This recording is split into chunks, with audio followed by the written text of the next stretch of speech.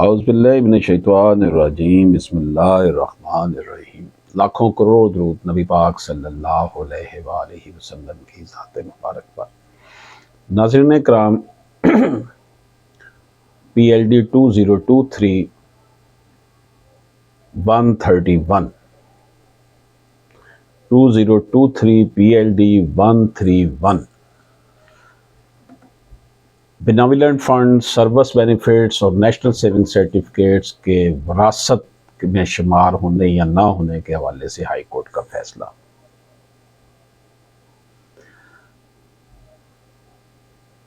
ناظرین کرام، ایک شخص عبدالغنی جو کہ AVP تھا ایک بینک میں، نوکری کے دوران وہ فوت ہو گیا۔ اس کی وفات کے بعد اس کے بھائی نے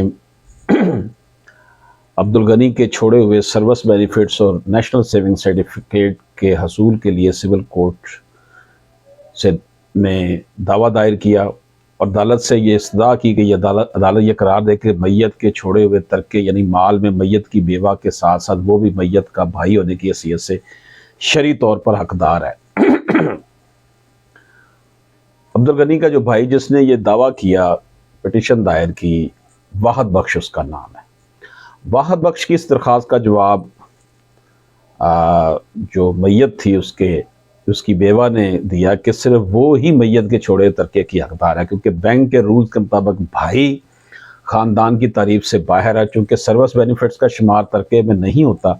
تو اس لیے بھی واحد بخش اس کا حقدار نہیں ہے۔ ٹرائل کورٹ یعنی سول کورٹ نے ایک لمبے ٹرائل کے بعد 2019 میں میت کے بھائی یعنی واحد بخش کی جانب سے کیے گئے دعوے کو مسترد کرتے ہوئے میت کی بیوہ کو ہی میت کے چھوڑے ہوئے مال کا حقدار قرار دے دیا۔ سول کورٹ کے اس فیصلے کے خلاف واحد بخش نے ڈسٹرکٹ کورٹ میں اپیل کی، جس کا فیصلہ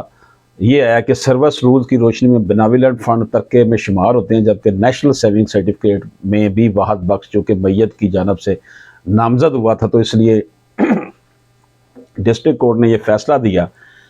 کہ واحد بخش جو ہے بیناولنٹ فنڈ میں بھی 50% حصے کا حقدار ہے، جبکہ اس کے ساتھ واحد بخش کو ضلعی اپیلیٹ کورٹ نے نیشنل سیونگ سرٹیفکیٹ میں بھی میت کی جانب سے نامزد ہونے کی وجہ سے حصے دار قرار دے دیا۔ ڈسٹرکٹ کورٹ کی اس فیصلے کے خلاف میت کی بیوہ نے سندھ ہائی کورٹ سے رجوع کیا، جس کے بعد اس کیس کا جو آپ ڈسکس کر رہے ہیں وہ آپ کے سامنے ہے۔ سندھ ہائی کورٹ تک یہ کیس پہنچنے تک میت کا بھائی یعنی واحد بخش اور میت کی بیوہ دونوں فوت ہو چکے تھے، اور یہ کیس دونوں فریقین کے ورثہ چلا رہے تھے۔ یہ ہے ہمارے ہاں انصاف کا حال۔ ہائی کورٹ میں میت کی بیوہ کی جانب سے ڈسٹرکٹ کورٹ کے فیصلے کو سپریم کورٹ کے شریعت اپیلیٹ بینچ کے مشہور فیصلے وفاقی حکومت بنام پاکستان عوام الناس کے ساتھ ساتھ اسلام کے بھی منافی قرار دے کر اس کو کالعدم کرنے کی استدعا کی گئی تھی۔ میت کی بیوہ کے وکلاء کی جانب سے اس نقطے پر زور دیا گیا کہ سروس بینیفٹس کو کسی صورت بھی ترکے میں شمار نہیں کیا جا سکتا، جبکہ نیشنل سیونگ سرٹیفکیٹ کے بارے میں میت کی بیوہ کے وکلاء کا کہنا تھا کہ میت کی بیوہ اکیلے ہی نیشنل سیونگ سرٹیفکیٹ کی حقدار ہے، کیونکہ میت نے بذات خود اپنی زندگی میں ہی اس کو پورے کے پورے نیشنل سیونگ سرٹیفکیٹ کے لیے نامزد کیا تھا، اور اس حقیقت پر کہ میت کے بھائی نے کوئی اعتراض بھی نہیں کیا تھا۔ دوسری طرف اس کی برعکس میت کے بھائی کے وکلاء کے دلائل یہ تھے کہ نیشنل سیونگ سرٹیفکیٹ میں میت کی جانب سے نامزد کرنے کی کوئی حیثیت نہیں، کیونکہ نیشنل سیونگ سرٹیفکیٹ ترکے میں شمار ہوتے ہیں، ترکہ دونوں ورثہ میں اپنے اپنے حصے کے مطابق تقسیم ہوگا، جبکہ سروس بینیفٹس وغیرہ کے بارے میں ان کا کہنا تھا کہ چونکہ میت کی کوئی اولاد نہیں تھی تو میت کا حقیقی بھائی ہونے کی حیثیت میت کا بھائی بھی اپنے حصے کا حقدار ہے، اس لیے انہوں نے عدالت سے استدعا کی کہ ضلعی عدالت کے فیصلے کو برقرار رکھا جائے۔ ناظرین کرام، عدالت کے سامنے جو کویسچن تھے ہائی کورٹ کے سامنے کہ کیا سروس بینیفٹس کی حقدار صرف میت کی بیوہ ہے یا پھر یہ ورثہ کے درمیان تقسیم ہوگی۔ دوسرا کویسچن ایشو یہ تھا کہ نیشنل سیونگ سرٹیفکیٹس میں میت کی بیوہ صرف اس بنیاد پر حقدار ہے کہ اس کے شوہر نے اپنی زندگی میں اس کو نیشنل سیونگ سرٹیفکیٹ میں 100% حصے کے لیے نامزد کیا تھا، یا پھر نیشنل سیونگ سرٹیفکیٹ بھی ورثہ میں تقسیم ہوگا؟ ان سوالات کے جوابات کی طرف سے آنے سے پہلے عدالت نے اس بات کو واضح کیا کہ میت کا ان دونوں یعنی بھائی اور بیوہ کے علاوہ کوئی شرعی وارث نہیں ہے، اور ساتھ ہی ساتھ عدالت نے یہ بھی واضح کیا کہ میت کے ورثہ صرف اور صرف میت کے چھوڑے مال یعنی ترکے میں حقدار ہوتے ہیں۔ اگر کوئی مال ترکہ میں شمار نہیں ہو سکتا تو وراثت نہیں کہلائے گا۔ عدالت نے واضح کیا کہ ہمارے دیکھنے کا کام یہ ہے کہ کیا سروس بینیفٹس اور نیشنل سیونگ سرٹیفکیٹ ترکے میں شمار ہو سکتے ہیں یا نہیں۔ ہائی کورٹ نے اپنے سوال کی وضاحت کے لیے سپریم کورٹ کے شریعت ایپیلیٹ بینچ کے مشہور فیصلے وفاقی حکومت بنام عوام الناس کا حوالہ دے کر لکھا کہ اس فیصلے کی روشنی میں صرف اور صرف وہ مال ترکہ میں شامل ہوگا جو فوتگی کے وقت میت کی ملکیت میں ہوگا، یا پھر کوئی ایسا حق جو زندگی میں ہی میت مطلقاً مانگ سکتا تھا، یعنی زندگی میں ہی حقدار ہو گیا تھا۔ عدالت نے اس تمہید کے بعد پہلے نیشنل سیونگ سرٹیفکیٹ والے معاملے کو ڈسکس کیا، جس کے بارے میں عدالت نے اس نتیجے پر پہنچی چونکہ نیشنل سیونگ سرٹیفکیٹ زندگی میں ہی میت کے نام ہو گئے تھے تو شریعت ایپیلیٹ بینچ کے فیصلے کی روشنی میں وہ ترکے میں شمار ہوں گے، اس لیے نیشنل سیونگ سرٹیفکیٹ ورثہ کے درمیان شرعی حصوں کے مطابق تقسیم ہوگا۔ چونکہ میت نے اپنی بیوہ کو